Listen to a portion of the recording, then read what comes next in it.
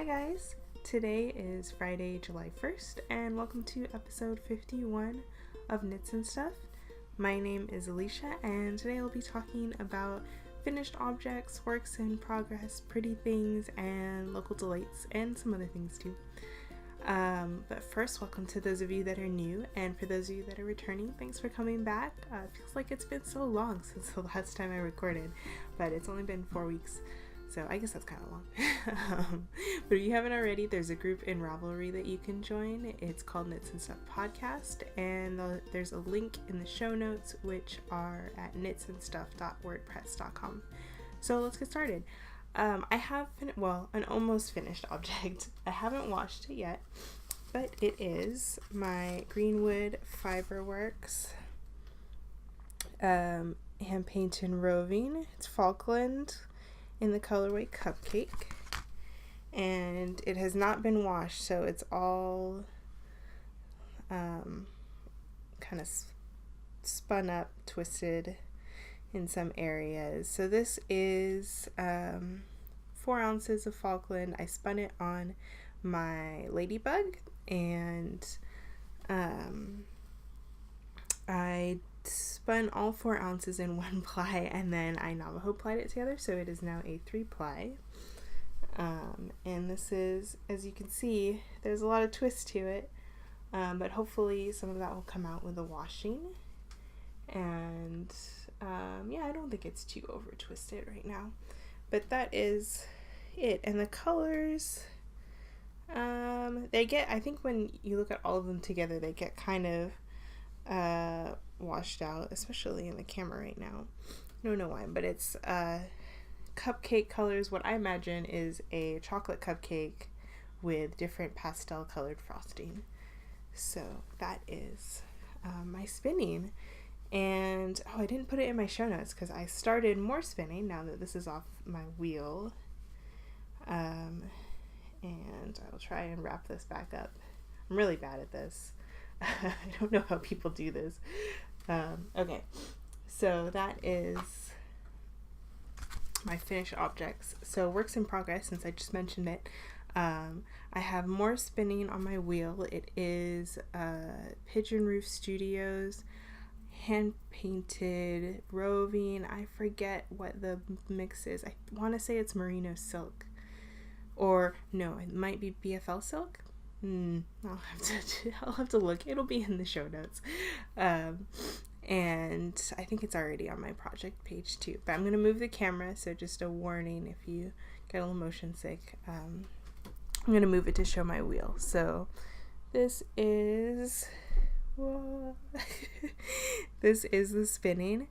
I have 8 ounces, about 8 ounces of this. So it's I'm going to spin up each one separately, and then I'll just 2-ply it together. But the colors, the colorway is Wibbly Wobbly Timey Wimey, I think. Wait, or is it just Timey Wimey? Or something like that. It's something Doctor Who related. And yeah, so of course I had to buy it. I think I showed it off in a Pretty Things segment a few episodes ago. But yeah, so that's the first section of it, and yeah, it should fill up the whole bobbin, and then I'll start spinning the next one. So that is, try and put the camera back to where it was. That's my spinning works in progress. And then I have some knitting. So you guys have seen this bag before. It is my campsite cardie by Alicia Plummer, and I'm knitting it out of Miss Babs Yazawetta Skein in the colorway Sycamore. And I made quite a lot of progress since the last time I showed it. So this is the sweater. It is, it's on US 8 5.0 millimeters for the medium size needle, and then right now I'm using US 9s 5.5 millimeters for the lower section of the cardigan, and then there's a smaller size needle to use for the ribbing, which is pretty normal. So yeah, I was, let's see, there, marker is right here. I'm trying not to hit the microphone that I have in front of me.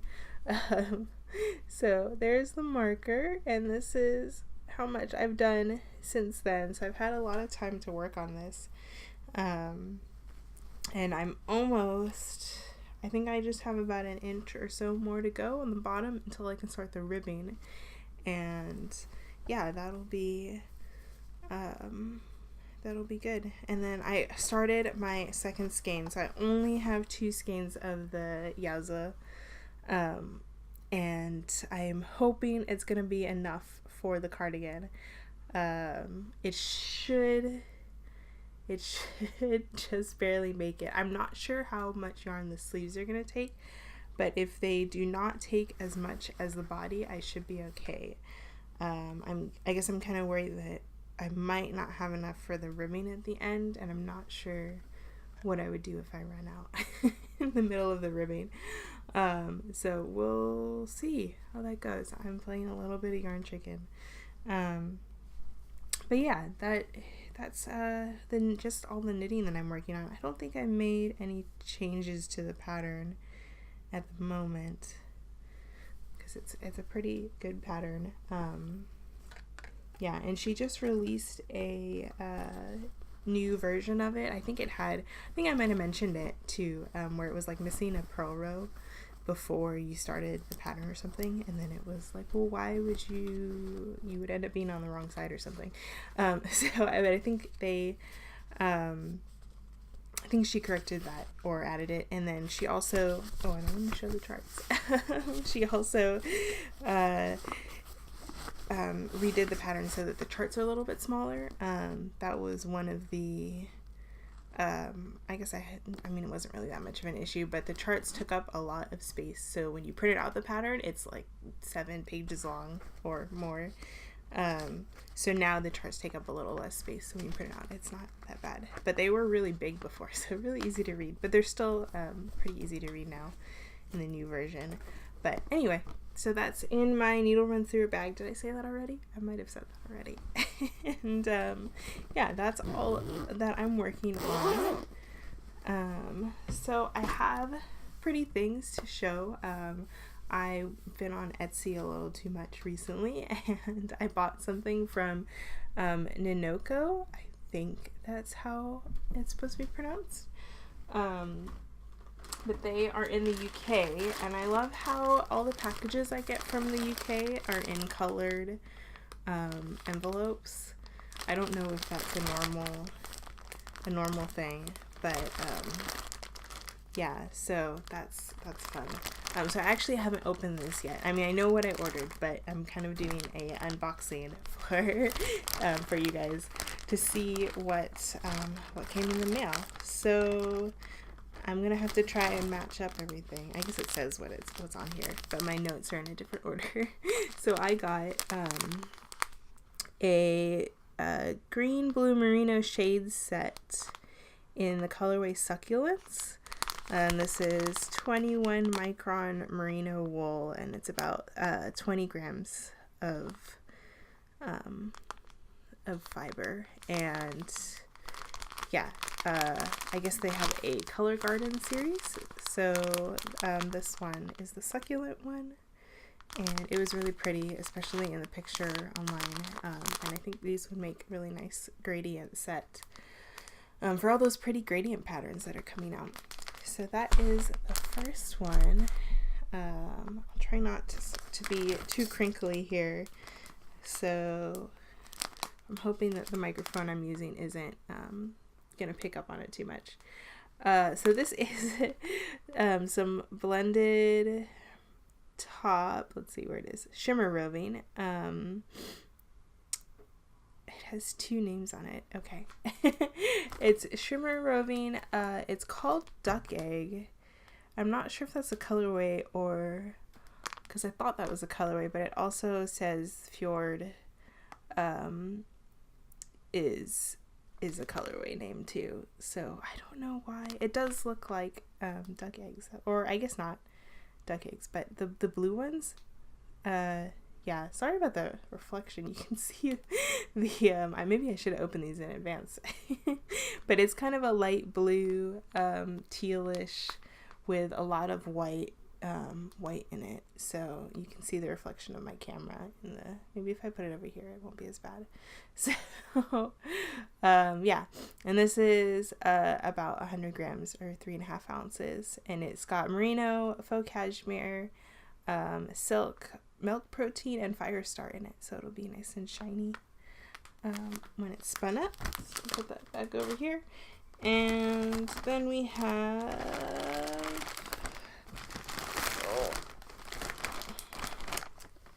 oh my goodness, okay, we have another set. This one's called the Flax Packs, and it's a set of merino flax blends, and a sample pack of it. So I don't think this has a colorway, but it's just a bunch of different blends of the colors, and they're really pretty. So I'm excited for that. I think I'm gonna have a lot of like mini skeins coming up. And then we have, ooh, so pretty. This is blueberry zest. So this is a blended merino wool top and tussa silk, about 3.5 ounces, and in the colorway bilberry zest. Did I say blueberry? I meant bilberry. So that is that. Look at those colors, they're so pretty. I think I actually have a lot of purple and green roving. I seem to be attracted to that combination. So yeah, that is that. These are really nicely packaged. They fit so well in the mail. And there's a little thank you note from them, so that's nice. And almost last, there is another blended top, merino and tussa silk and mulberry silk, I think, in the colorway Lagoon. And that has some really pretty blues and purples and white. That's really pretty. So yeah, and then looks like there's a little sample in here at the bottom. I can hold this the right direction. And so let's see what they sent. Sorry for the crinkly. Oh, these are so cute. Okay. Let me put this down. So we have 2 little samples. I have to read them. Rustic Rose, Blended Top, and Whispering Well. Oh, they're so pretty.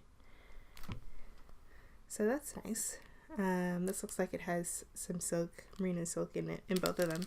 So, yeah, that is my pretty things. And hopefully that wasn't too crinkly. There was a lot of plastic in there. But, yeah, so next is Local Delights. So we have been going to a restaurant in downtown Berkeley quite a lot, and it's called Toss Noodle Bar. It's on Shattuck in between Bancroft and Kittredge, and it's kind of like a Asian fusion, make your own style thing. I think I might have talked about Noodle Box in Cardiff. And it's a similar concept where you choose your base, whether you want noodles, certain type. They have like 4 types of noodles, or 2 types of rice, and you can do fried or regular, and then or you could do soup and with noodles. So that's in the sauce part. So you choose your base, then you choose your sauce, and they have Thai, Japanese, peanut, and Malay, I think. Where's Malay the peanut? Something like that. Like 4 different sauces, or you could do 2 different curries or soup, or 2 different soups. And then you choose your protein, and it's the standard like tofu, chicken, beef, pork, something like that. And it's really good. So yeah, we go there every now and then for dinner, and it's pretty fast usually, unless it gets pretty busy. So yeah, especially since it's close to campus, you get a lot of students that go there, but it's also really close to BART, and kind of like a nice casual place to eat. And I think we haven't had any of their drinks, but they also have like Thai iced tea and stuff like that. So yeah, it's really good if you're in the area to go get some Asian fusion food. And usually after that, we'll go to Yucha, which is up the street on Bancroft and Fulton. And they have various boba drinks and a couple of desserts, like shaved ice or shaved snow desserts. But we've only had their drinks, but they're also very good. I want to say I talked about a boba place before, but yeah, the tapioca balls in like milk tea or fruit tea drinks. And they also have something called a crema, which Share Tea has as well. I'm sure there are other places that have it where it's like a salty cream mixed with a tea instead of a milk tea.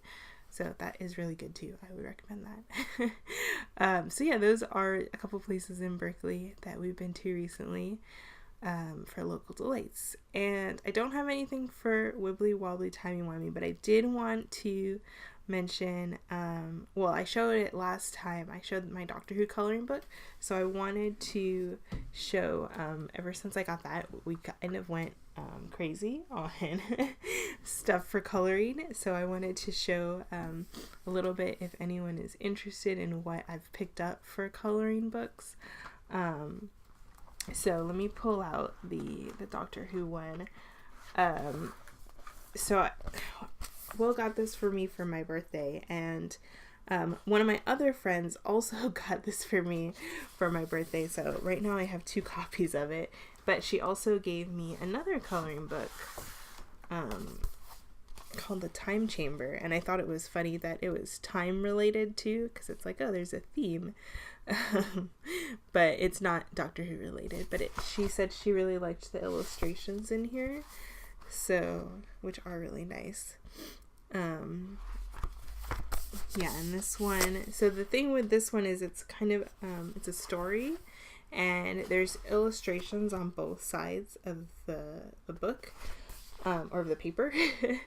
So I went through like many different markers to get, so I tried looking at the first thing I ordered were some brush pens off of Amazon, and these feel nice because they're real brushes, but the colors I feel like are kind of limited, and they are watercolor or water-based colors, so they don't show up as nicely as I would like. I think I'm not very good with watercolors anyway, so I feel like they're more like watercolors than they are markers, and when you paint them, they kind of, when they kind of overlap each other and don't look very nice in a coloring book. And let's see if I can find where, I guess I kind of corrected most of it already, because I started coloring in, this was kind of my practice page because it's not a very pretty illustration. So I had browns in his hair, I think. I had a couple different browns in it, and then his eyes, like you can see the colors aren't very, I don't know, I just wanted something more muted. These are a little bright. So, so it's pretty much just the browns and the gray. I think the gray is also from that set. And what was it called? It's Zig Clean Color by Kuretake. So that was the first one I used. And then I went and picked up some Tombow brush pens, and these are also water-based. And I got a set of these and a set of the skin ones, in addition to 2 colors that I thought resembled Tarta's blue and rose. So I thought that was appropriate. And let me pull out the skin ones. So these are the skin ones I got. So I had these two to use on here, and the same thing. I should have kept that page open. So I'll put some bookmark on it. So the skin one, I kind of used the I used this dual brush, the Tombow brushes, for his face and his skin. You can see it's kind of blotchy because, again, like the water-based colors aren't that they provide like a weird coverage to it, so I didn't really like that very much. And I've been watching a lot of YouTube videos recently and these Copic markers keep popping up, so I decided to try some out, and they're really nice. And these are alcohol based, and I'll just pull out a couple. And so that's my microphone. So I got like this one is agate blue, and this one is really pretty. It's the baby blossoms. And so these are some fancy Copic markers, Copic sketch ones, and they're alcohol based, so they are really nice for like blending and providing coverage. So his hair and the pink like outline, and then the cream color in his coat, those are all from the Copic markers, and the black. And then I think I also started this one, and so you can see like it's not as blotchy looking, and I actually tried to do some shadowing with just one marker, so you can like layer them, so that was kind of fun. Anyway, the problem with these markers though is that they bleed like a lot. So I can't really use it on a coloring book like this one where you have stuff on both pages. So I also picked up one more set of markers, but I can't remember how much these bleed. I need to try them out on the paper and see if the paper is thick enough. But these are just Stabilo pens, and they're also kind of bright, but they have more colors than the brush pens that I got initially. So yeah, I have a lot of fun coloring stuff now, and I might show some finished pages if you guys are interested in seeing that. And then I also picked up, or got more gifts. I guess I got this as a birthday gift, Wild Savannah, and it's very shiny. And then I picked up, I don't know if you guys have heard of the Molly Makes magazine, but they came out with a coloring magazine, so I picked this up too. And these are single pages, so it's art on one side and blank on the back, so I can color these with the Copic markers, no problem. And it came with some greeting cards to color in as well. So yeah, that's my new coloring adventures. So it should be fun to just relax and color. I have too many hobbies now. I think it's hard to do all of everything. But yeah, that is all I have for you guys today. Anything, yeah, social media stuff. I am Eliana Knits on Ravelry, Unperfect529 on Twitter, Instagram. I'm trying to post to Instagram more, but I haven't been taking very many pictures lately. So yeah, but I'll probably take a picture of some of this stuff and post it. Maybe my spinning, my progress, because I did post the spinning when I first started, and the colors were really pretty in the beginning because they were all different, like pinks and oranges, and then gets into the blue, and now it's like a lot of blue. But yeah, anyway, that's all I have. We'll probably be recording, yeah, in 4 weeks again. We'll keep that same schedule, especially since Comic-Con is coming up in less than 3 weeks, and it's getting really stressful. There's a lot of news coming out about what's going to be there, and trying to keep track of all of it is crazy. But it should be fun. I might try and do like Periscope maybe when I'm there, and film some things. And I think they changed the settings now on Periscope where things are defaulted to day to keep videos. So if I do some stuff on Periscope, maybe I'll make a special podcast episode with a combination of them. If you guys are interested to see what Comic-Con is like from my point of view, I guess. So yeah, anyway, that is it. Thank you guys for watching, and I'll see you guys in 4 weeks or so, hopefully. Bye.